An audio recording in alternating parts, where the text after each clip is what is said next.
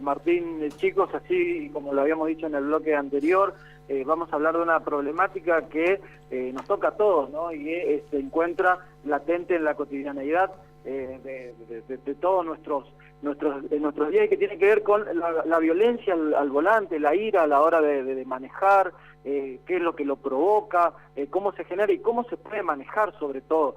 Para eso lo citamos al licenciado en psicología, el doctor Víctor Chaín, matrícula profesional 455, y nos va a contar acerca de esta temática y bueno, ¿cuál es su teoría al respecto? ¿Cómo le va? Buen día. Hola Roberto, buenos días a todos en estudio. Y sí, esto que estamos viendo de manera muy recurrente, no solamente en el país, sino aquí en Corrientes, en nuestra ciudad, donde hay problemas al volante, problemas en el tránsito debido a la ira, a la poca tolerancia a la frustración, poca tolerancia al otro.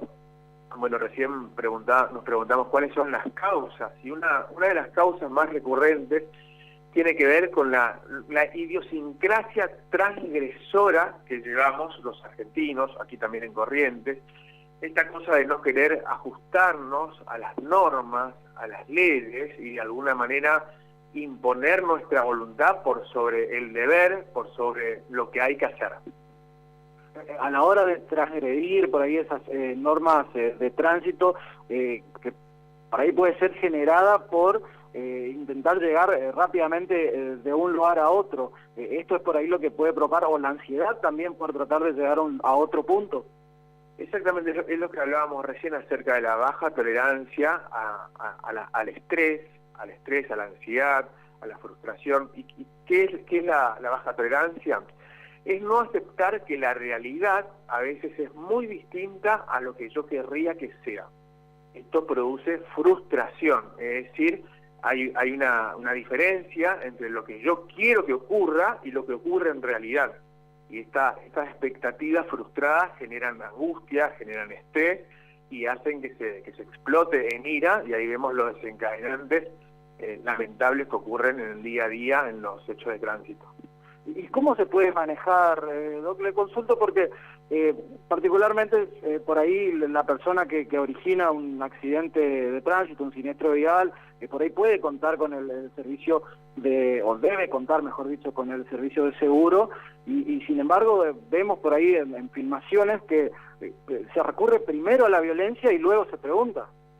Exactamente, lo que ocurre es que hay poca inteligencia emocional al respecto. Las personas se dejan llevar más por la impulsividad, por la acción, y no por el razonamiento, no por la reflexión. No se hace un análisis de las consecuencias que van a ocurrir después.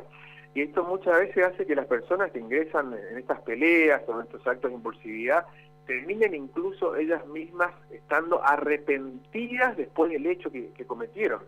Y esto revela claramente que la impulsividad no los dejó pensar en lo que iba a venir después del acto impulsivo. ¿Cómo se puede manejar esa impulsividad? El pulso está a 1000 en ese tipo de situaciones, pero ¿cómo se puede tratar? Bueno, hay que introducir primero el pensamiento antes que la acción. Lo que está ocurriendo en los actos de impulsividad es que primero hay acción y después hay pensamiento, después se reflexiona, no antes. Entonces lo que deberíamos hacer las personas es ser emocionalmente inteligentes y pensar, bueno, ¿qué va a ocurrir si yo salgo a pelear? Por ejemplo, que es lo que estamos viendo ocurriendo en los hechos de tránsito. ¿Cuáles van a ser las consecuencias que voy a tener que afrontar? Bien, entonces las personas deberíamos preguntarnos, interrogarnos más a nosotros mismos, ser más tolerantes, entender que la realidad a veces es distinta a lo que queremos y aceptarla, porque la no aceptación de los hechos concretos de la realidad nos lleva a ser caprichosos, nos lleva a querer imponer nuestros propios deseos, incluso por sobre el de los demás. Martín, chicos, ahí en el estudio si tienen alguna consulta. Pero sí, cómo no, muy interesante todo lo que estamos escuchando del licenciado, con mucha claridad explicando esto. Licenciado, a ver, usted dice introducir la mecánica del pensamiento antes de la acción. Obviamente parece, además de coherente, como usted dice, emocionalmente inteligente. Ahora, ¿cómo se puede trabajar eso? Porque uno ve que la mayoría está casualmente patas para arriba, poniendo primero la acción, después el razonamiento, y ahí después viene el arrepentimiento cuando uno evalúa lo que ha hecho. Ese segundo fatal generalmente es el que vemos cotidianamente en las calles, con la gente reaccionando al extremo de algunas situaciones que no tienen retorno. Por ejemplo, hay un caso de una persona que estuvo prófuga 3 meses porque en una discusión callejera no tuvo mejor idea que pasar por arriba de un muchacho que era piloto de aerolíneas y lo mató, lo asesinó. Y el hombre era un abogado aparte, o sea, un hombre que conoce de leyes, que estaba preparado por cuestiones que sabía lo que hacía, humanísticas, ¿no? Sí. Claro. ¿Cómo se ejercita eso? Si es que hay también alguna terapia y si es fundamental que todos se reconozcan personas, a ver, ¿cómo podría decirlo? Capaces de hacer esa locura y decir, yo no quiero caer en ese drama.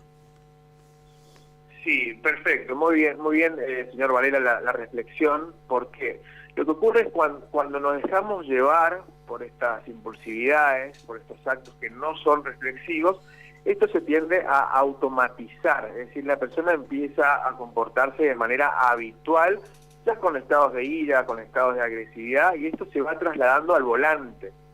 Esto se va trasladando al momento en el cual estamos en una situación de tránsito, toda esta agresividad con la que nos manejamos en la vida, también la proyectamos en esta situación, con los enormes riesgos que esto significa para la vida propia como para la vida de los demás también. Sí. Entonces, a partir de allí, lo importante es hacer un corte con este hábito de impulsividad, con estas conductas contraproducentes que no son reflexivas, y empezar a tomar conciencia, que las personas empecemos a tomar conciencia acerca de las consecuencias, sobre todo que corremos al dejarnos llevar por la ira al volante, y que lo estamos viendo en el día a día.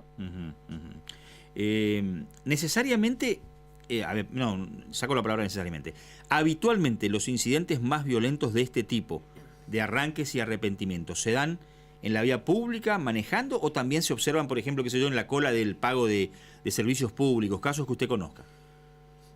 Sí, claramente, la gente está muy impaciente, la gente tiene poca empatía, no se pone en el lugar del otro, se prioriza el deseo y la voluntad propia por sobre el deseo y la voluntad de los demás, y esto debería ser a la inversa. Siempre debemos ser respetuosos, debemos corrernos de ese lugar de querer ser el ombligo del mundo para dar lugar al otro, para dar lugar a los demás y empezar a respetar tanto a los demás como a uno mismo, es decir, todo lo que uno busca que hagan con uno mismo, deberíamos hacerlo con los demás. ¿Esto se da más en, licenciado, buen día, esto se da más en tiempos de crisis?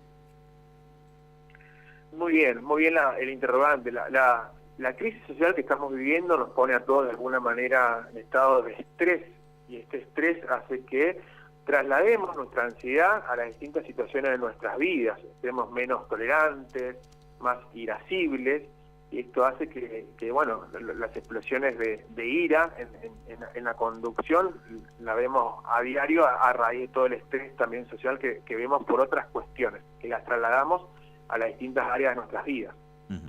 Licenciado, le mandamos un abrazo, muchas gracias por compartir esta charla con nosotros, que es de mucha utilidad en momentos en que la sociedad se manifiesta cotidianamente violenta. Gracias por estos minutos. A ustedes, muchas gracias. Gracias, Roberto, también. Bueno, vamos a tomar contacto con Luis Mestres, es secretario de Desarrollo Forestal y ha tenido la gentileza